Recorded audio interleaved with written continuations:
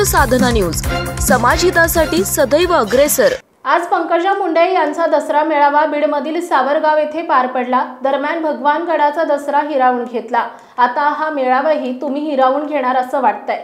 तुम्ही शुद्धीवर नाही, तुम्ही माझी माणसं नाहीत। गोंधळ घालणाऱ्यांनी कितीही माझ्या नावाचा घोषणा दिल्या तरी तुम्ही पवित्र होणार नाही, कारण अशी बेशिस्त मी यापूर्वी मेळाव्यात पाहिली नव्हती, असं पंकजा मुंडे यांनी गोंधळ घालणाऱ्यांना सुनावलं आहे।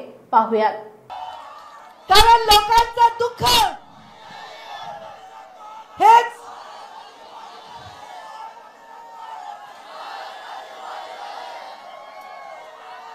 तुम्ही वाटोळं केलं पोरांनो। कोणाची सुपारी घेऊन आलात मला माहित नाही। तुम्हाला शरम नाही, तुम्हाला शरम नाही, तुम्हाला शरम नाही। जी शरम गोपीनाथ मुंडेंच्या नजरेत होती ना, कुणाचं वाईट झालं, ती शरम माझ्या नजरेत होती ना, ती तुमच्या दिसत नाहीये। मला माझ्या घोषणा देण्याने तुम्ही पवित्र होणार नाहीत। तुम्ही कशासाठी आलाय हे मला कळलंय। जो माझा दसरा भगवानगडाचा होता तो सुद्धा माझ्यावर हिरावून घेतला। आता तुम्ही पण हा हिरावून घेण्यासाठी आलाय असं वाटायला लागलं। कारण इतके वर्ष मी इथे भाषण केलं, पण असा बेशिस्तपणे कोणी वागलेलं नाही, कोणी वागलेलं नाही। तुम्ही तुमच्या शुद्धीवर नाही, असे माणसं मी सांभाळतच नाही। एवढ्या दुःखात, शेतकऱ्यांच्या दुःखात धावून जाताना मी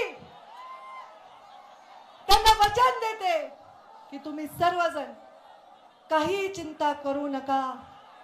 कारण जब देखती हूँ भूखे बच्चे फटे हुए कपड़ों में माँ, जब देखती हूँ भूखे बच्चे फटे हुए कपड़ों में माँ, गरीबी में तड़पता परिवार, मैं खून के आंसू रोती हूँ। मैं गोपीनाथ मुंडे की बेटी, मैं गोपीनाथ मुंडे की बेटी। मी आपल्या सर्वांना आज सांगते, नवदुर्गा 9 दिवस नवरात्र होतं का नाही, होतं का नाही? तुमच्या घरात नसेल कारण तुम्ही पथ्य पाळत नाहीत काही। आमच्या घरात आहे, कांदा लसूण नाही, नॉनव्हेज नाही, बाकी तर नाहीच नाही। कारण तुम्ही काय ग्रहण करून आला असताल तर तुम्हाला कळणारच नाही मी काय म्हणाले।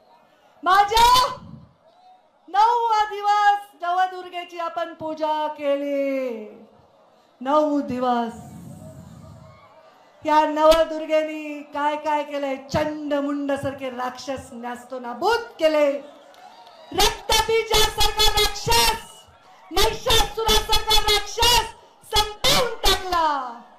आजच्या कलियुगामध्ये रक्तबीजासारखा राक्षस आता जन्माला आलाय। आपल्या परिसरातील महत्त्वाच्या बातम्या पाहण्यासाठी आमच्या समाज साधना न्यूज चॅनलला YouTube वर सबस्क्राइब करा आणि बेल आयकॉन प्रेस करा।